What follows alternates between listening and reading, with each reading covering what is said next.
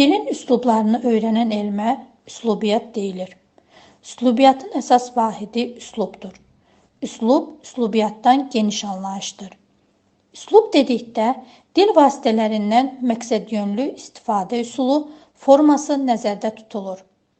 Dil vahidlərindən məqsədyönlü istifadə iki baxımdan özünü göstərir: fərdi və ümumi. Fərdi üslub xüsusi, yaxud şəxsi baxımdan özünü göstərir. Hər hansı bir fərdin şifahi, yaxud yazılı nitqində özünə məxsus xüsusiyyətlər mövcuddur. Həmin xüsusiyyətlər bütövlükdə fərdi üslubu təşkil edir. Fərdi üslub ayrıca fərdin, sənətkarın nitqidir və funksional üslublarının çoxunda özünü göstərir. Ən qabarıq ifadəsi isə bədii üslubdadır. Bədii üslub bir qayda olaraq fərdin, müəllifin keçdiyi ovqatın, emosiyalarının təzahürü olduğundan fərdilik burada daha güclü şəkildə meydana çıxır. Fərdi üslub funksional üslublardan fərqli olaraq xüsusi səciyyə daşıyır və əsasən bir şəxsə, müəllifə aiddir. Füzuli üslubu, Vaqif üslubu, Səməd Vurğun üslubu. Bəzən bu və ya digər dil xüsusiyyətlərini ümumilikdə daşıyan bir neçə şəxs, müəllif də eyni bir üsluba aid olur. Molla Nəsrəddincilər üslubu, Füyuzatçılar üslubu. Bu baxımdan üslubiyyat ancaq dilçilik anlayışıdır. Üslub isə daha geniş məzmuna malikdir. Buna bəzən dəsxət, yol və s. deyilir. Funksional üslublar ümumi, yaxud ictimai baxımdan özünü göstərir. Funksional üslublar milli-ictimai təfəkkürün müxtəlif sahələrini əks etdirir və bu üslublar birlikdə ədəbi dili təşkil edir. Ədəbi dilin fonetik, leksik və qrammatik normaları onun funksional üslublarının hər biri üçün məcburidir. Hər dildə bir-birini tamamlayan iki tendensiya mövcuddur. Bir, ictimai təfəkkürdə diferensiyasiya, funksional üslubların bir-birindən daha çox fərqlənməsinə təkan verir. 2. İctimai təfəkkürdə inteqrasiya, funksional üslubların bir-birinə yaxınlaşmasına təsir göstərir. Azərbaycan ədəbi dili inkişaf etmiş funksional üslublar sisteminə malikdir. Həmin üslublar bədii üslub, elmi üslub, publisistik üslub, məişət üslubu və rəsmi işgüzar üslubdur. Bədii üslub milli bədii təfəkkürün ifadəsidir. Əsas xüsusiyyətləri obrazlılıq, emosionallıqdır. Funksional imkanlarının genişliyinə görə bədii üslub bir sıra hallarda ümumən ədəbi bədii dil adlandırılır. Obrazlılıq bütöv bir hadisədir. Emosionallıq yaxud ekspresivlik hər şeydən əvvəl obrazlıqdan irəli gəlir. Obrazlı nitq eyni zamanda emosional və ya ekspresiv nitqdir. Obrazlılığın fonetik və leksik səviyyədə göstəriciləri vardır. Fonetik səviyyədə alliterasiya, assonans, intonasiya və təkrardır. Alliterasiya sözlərin əvvəlində eyni səslərin gəlməsidir. Assonans sözlərin müxtəlif hissələrində uyğun səslərin melodiya yaratmasıdır. Leksik səviyyədə məcazın müxtəlif növləri, epitet, bədii təyindir. Məsələn, dəmir iradə, təşbih, bənzətmədir. Onun iki forması vardır. Müfəssəl, kimi, tək, elə, belə, sanki sözləri ilə düzəlir. Məsələn, o quş kimi uçur. Mükəmməl, heç bir qrammatik əlamət olmadan düzəlir. Boyun sürahidir, bədənin büllur. Mübaliğə, şişirtmə deməkdir. Necəsən bir ah çəkim, kür quruya, sal yana. İstiarə, metafora, köçürmə deməkdir. Məsələn, dağlar yuyunur. Kinayə, sözün zahirən müsbət mənada deyilib, ancaq əslində mənfi mənada bildirməsidir. Və iki növü vardır. Yumorlu kinayə, satirik kinayə. Yumorlu kinayə Əbullab əjdahadır ki, qorxaq haqqında. Satirik kinayə millətin dərdini çəkməkdən çöpə dönüb, millətə canı yanmayan haqqında. Frazeologiya, amonimlik, sinonimlik, antonimlik. Qrammatik səviyyədə. İnversiya, söz sırasının dəyişməsi, xəbərin qəsdən əvvələ keçirilməsi. Darayır saçlarını gün. Qeyri-normativ cümlə konstruksiyalarının işlənməsi. Hamı şəhərə getdi, bacımdan başqa. Ellipsis, ixtisar, yazıcı və şairlərin əsərləri. Bədii üslub aşağıdakı formalarda təzahür edir. Şeir dili, nəsr dili, dramaturgiya dili. Şeir dili aydın seçilən ahəngə, ölçüyə, bölgüyə malik qafiyələnən dildir. Nəsr dili müəyyən sujeta malik təhkiyənin, hekayənin, povestin, romanın dilidir. Dramaturgiya dili isə monoloq və dialoqlardan ibarət səhnə dilidir.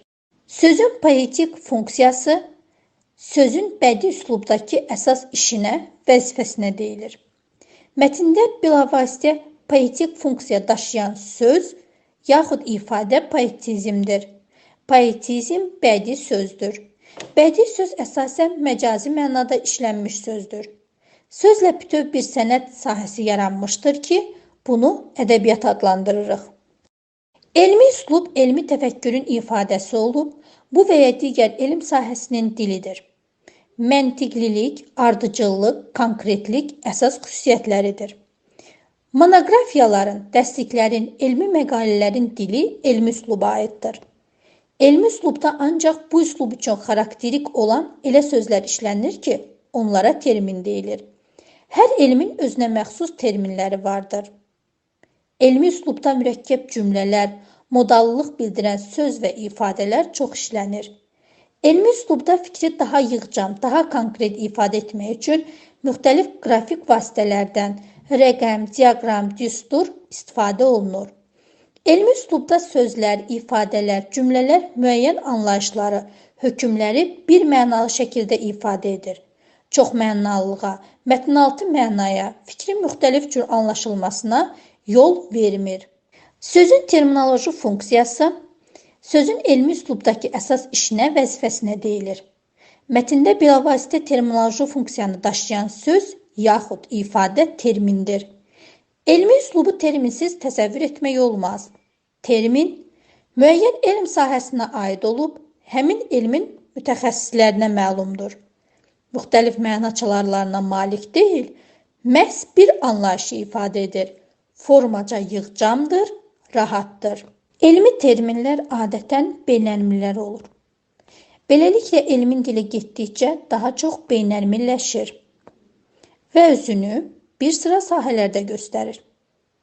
Elmi üslubda beynəlmillər terminlər milli terminləri sıxışdırır.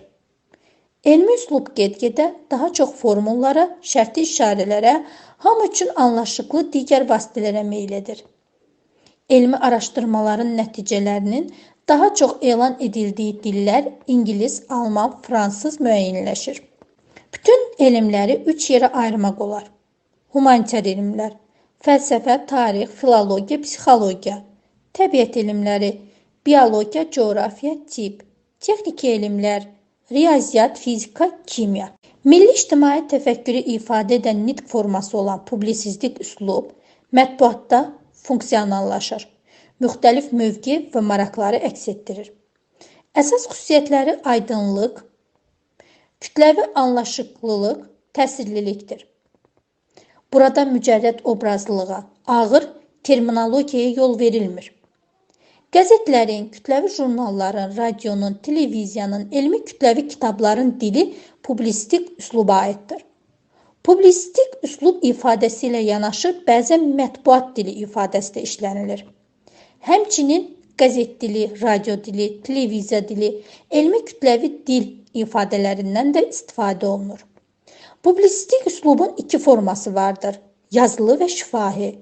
Yazılı forması qəzetlərin, kütləvi jurnalların, elmi kütləvi kitabların dilidir.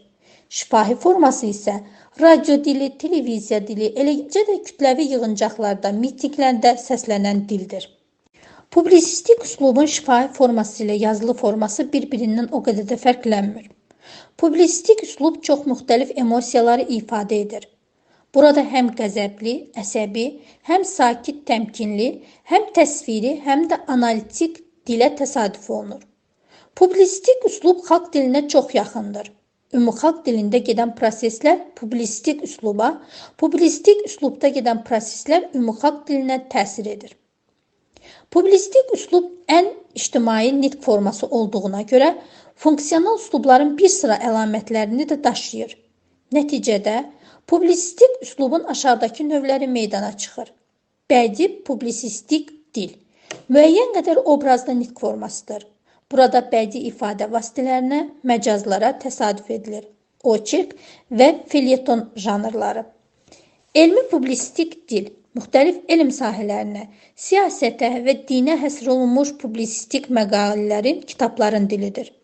Rəsmi publisistik dil, publisist məzmun daşıyan bu və ya digər rəsmi yaxud işgüzar sənədin dilidir. Məişət insanların gündəlik yaşayışı, ümumi həyat tərzi, vərdiş olunmuş davranışıdır. Deməli, məişət üslubu insanların məişətdəki danışıq tərzini, şəxslərin ailədəki, istehsalatdakı ünsiyyət dilini əhatə edir. Məişət üslubunun konkret səciyyələndirici dil göstəricisi yoxdur. Əsas xüsusiyyətləri təbiilik, sərbəstlik və adi, sadə danışıq dilidir. Məişət üslubu ədəbi dilin sərbəst və şifahi nümunəsi, həmçinin ən geniş yayılmış üslubudur. Yazısında bir şəxs bədii üslubun, ikincisi elmi üslubun, üçüncüsü publisistik üslubun nümayəndəsi ola bilər. Amma şifahi nitqdə hər üçü məişət üslubundan istifadə edir. Deməli, müxtəlif üslubların nümayəndələri bir məqamda birləşirlər. Rəsmi işgüzar üslub, rəsmi və işgüzar sənədlərin dil təzahürüdür. Əsas xüsusiyyətləri standart formalar və olduqca yığcamlılıqdır. Burada artıq sözlər, obrazlı ifadələr işlədilmir. Fərdi nitq ünsürlərindən qaçılır. Bu və ya digər dilin dövlət dili olması, dövlətin həmin dilin rəsmi işgüzar üslubuna münasibəti ilə müəyyən edilir. Rəsmi işgüzar üslubun lüğət tərkibi nə qədər yığcam, sintaksi nə qədər məhduddursa, normallığı o qədər möhkəmdir. Tarixən müəyyən standartlaşmış formalar vardır ki, üslub ondan kənara çıxmır. Buna görə də rəsmi işgüzar üslubda arxaik leksika və əski sintaksis konstruksiyalar uzun zaman mühafizə olunur. Rəsmi sənədlərin dili də işgüzar sənədin dilindən fərqlənir. Rəsmi sənədlərin dili dövlət yaxud hökumət təşkilatlarının tərtib etdiyi və xüsusi qaydada rəsmi şəxsin imzası, möhrü ilə təsdiq olunan sənədlər nəzərdə tutulur. Rəsmi sənədlər bunlardır: konstitusiya, qanunlar, qərarlar, fərmanlar, sərəncamlar, nazirlərin əmrləri. Rəsmi sənədləri mütəxəssislər hazırlayırlar. Həmin sənədlər mühüm hüquqi məzmuna malik olub, eyni zamanda tarixi əhəmiyyət daşıyır. Rəsmi sənədlərdə dilin maksimum mükəmməlliyi gözlənilir. Fikrin aydınlığına, birmənalılığına, hüquqi əsaslığına xüsusi diqqət yetirilir. Dil yığcamlığı əsas şərtdir.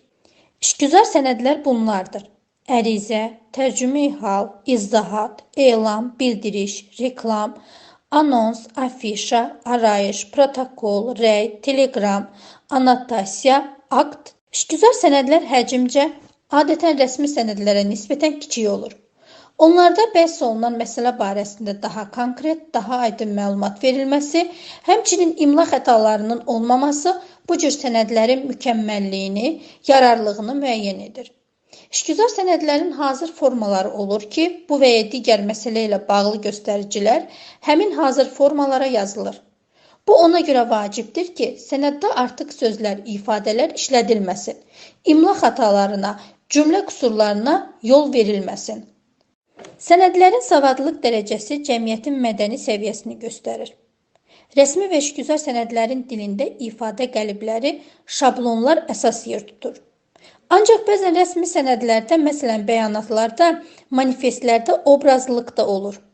Bəzən sual və nida cümlələrinə də geniş yer verilir. Məktublar da rəsmi yazışma dilində yaranır. Siyasi xadimlərin, dövlət nümayəndələrinin bir-birinə məktublarında sənəd dili ölçüsü tam gözlənilir. Qeyri-rəsmi şəxslərin, qohumların, ailə üzvlərinin məktublarında yalnız başlanğıc və sonluqda rəsmi üsluba məxsus qəlib ifadələr özünü göstərir.